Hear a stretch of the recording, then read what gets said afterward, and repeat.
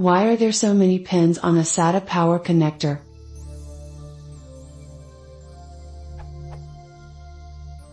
I was just looking at the power connector for a SATA optical drive and noticed that it had 15 pins. I then marveled at the data connector next to it, which has a measly 7 pins. I know that there are only physically 3 pins needed for the power connection. Plus 12 VDC. Plus 5 VDC. Ground. Why did they decide to use a 15-pin power connector that's twice the width of the data connector?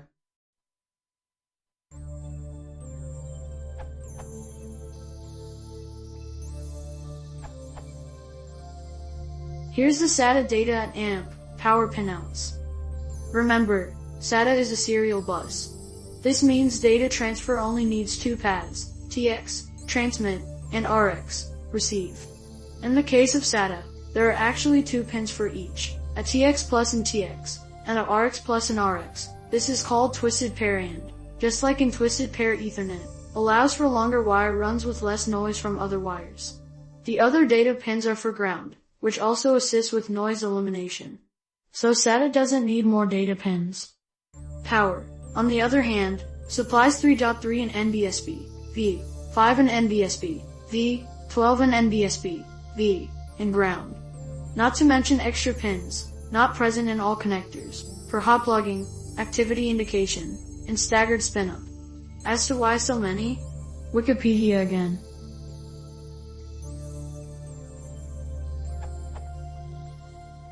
Each voltage transmits through 3 pins gained together, because the small contacts by themselves cannot supply sufficient current for some devices. Each pin should be able to provide 1.5 A.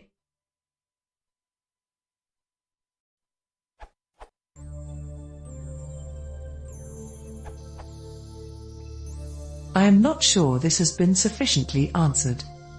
I don't have an answer per se, but I can share what I've learned in search of an answer. The best given answer, and really the only actual answer, is the quote by way of @Quack-Coyote from Wikipedia. Each voltage transmits through 3 pins ganged together because the small contacts by themselves cannot supply sufficient current for some devices. Each pin should be able to provide 1.5 A.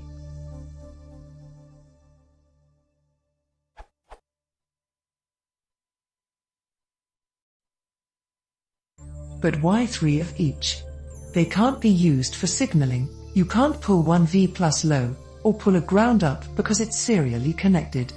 Why not make a larger contact and use just one? If you look, each power pin is immediately adjacent to its friends. 12V 12V 12V GND GND GND 5V 5V 5V GND GND GND 3.3 3.3 3.3.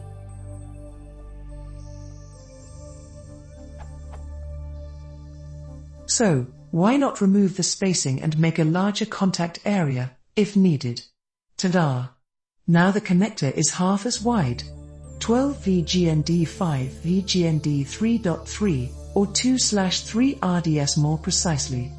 In most cases, it's not redundant either, it isn't broken out to 3 until the adapter. Interesting point 1. That 3.3V line is apparently 3.3 no longer, at least for 2 of 3.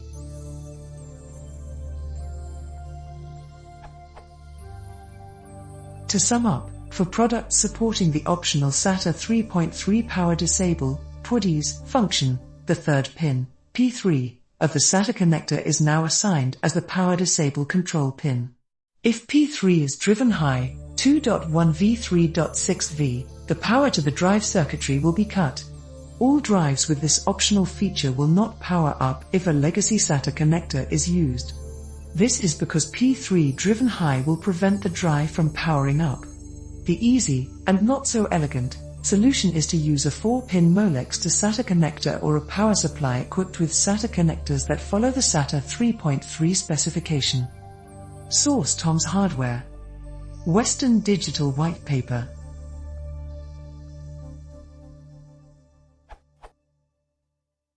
But wait, there's more. In addition, according to the SATA I/O Standards Group, the 11th pin, The second ground from left in my written version provides staggered spin-up and an activity indicator presumably for flashing LEDs and such.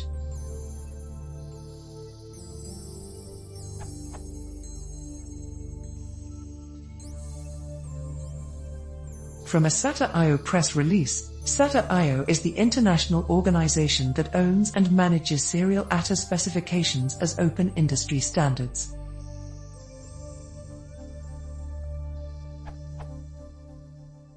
Additional advancements in the revision 3.3 specification include: Power Disable allows for remote power cycling of SATA drives to help ease maintenance in the data center.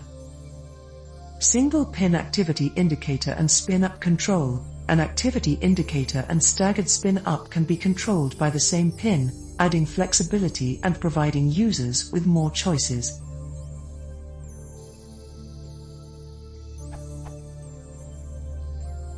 Transmitter emphasis specification. A new transmitter specification increases interoperability and reliability in electrically demanding environments.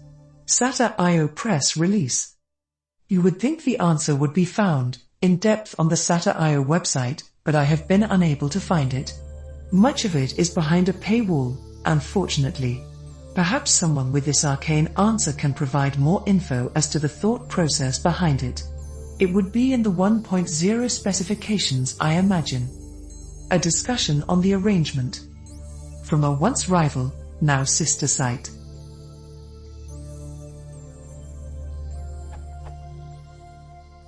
A closely related discussion also has some excellent ideas, if they aren't sufficiently cited.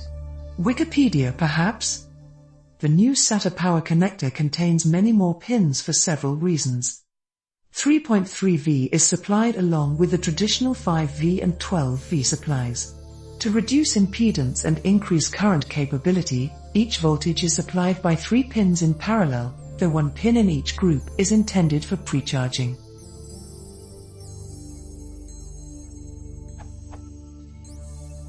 Five parallel pins provide a low impedance ground connection. 2 ground pins, and 1 pin for each supplied voltage, support hot plug pre-charging. Ground pins 4 and 12 in a hot swap cable are the longest, so they make contact first when the connectors are mated. Drive power connector pins 3, 7, and 13 are longer than the others, so they make contact next. The drive uses them to charge its internal bypass capacitors through current limiting resistances. Finally, the remaining power pins make contact, bypassing the resistances and providing a low impedance source of each voltage.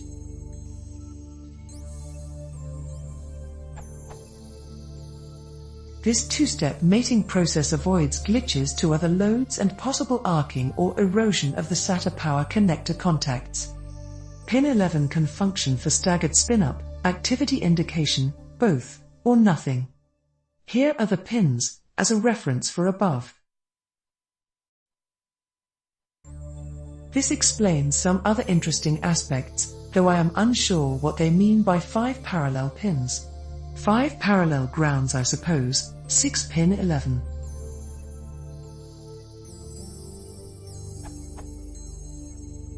Conclusion.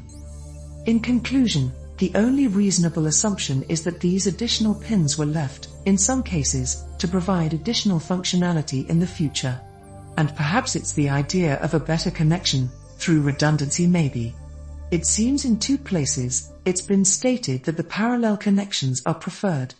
This I guess ensures that at least one of the pins are making contact, to combat corrosion and other effects. When these pins contact a surface, the actual contact area is relatively small. This was perhaps a way to improve that. However, this is not the case for data, but perhaps it's less of an issue. I notice that one particular pin of my iPhone connector always collects black grime, while the remainder are unmarred. I think this shows the corrosion that can build up on particular power pins. It's the V+ pin that corrodes. Addendum: the 3.3V/power disable problem.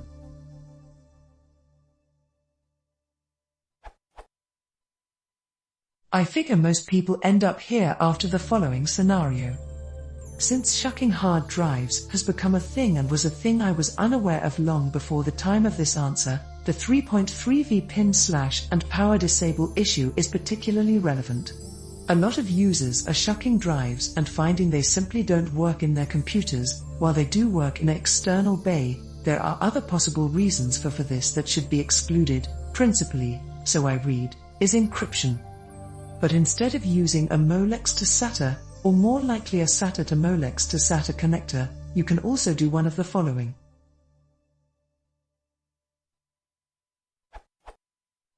Put tape over these 3 pins on the drive. Simply clip the 3.3 wire altogether. Tape over the ends to keep from causing a potentially damaging short to ground, the chassis, by being careless. Convert a Molex connector to SATA, as Molex 4-pin connectors only have 12V and 5V and 2 ground. Repeat it here for those just scanning this long post.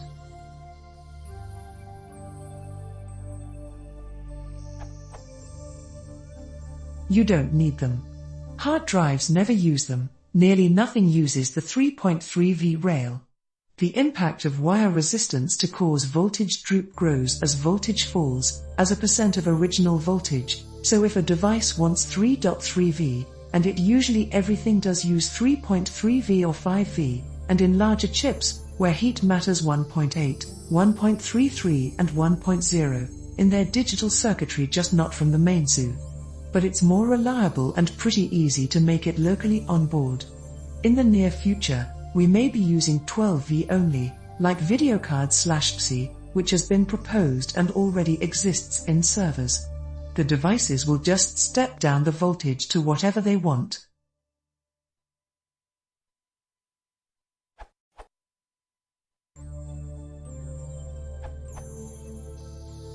Power connectors, Wikipedia, specifically. A third voltage is supplied, 3.3V, in addition to the traditional 5V and 12V. And each voltage transmits through 3 pins ganged together, because the small contacts by themselves cannot supply sufficient current for some devices. Each pin should be able to provide 1.5 and NBSB, A.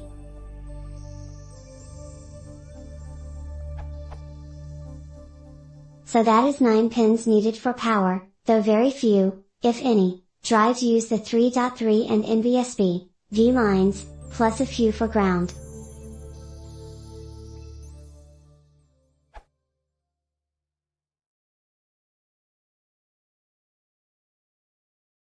If you want to support the channel, please configure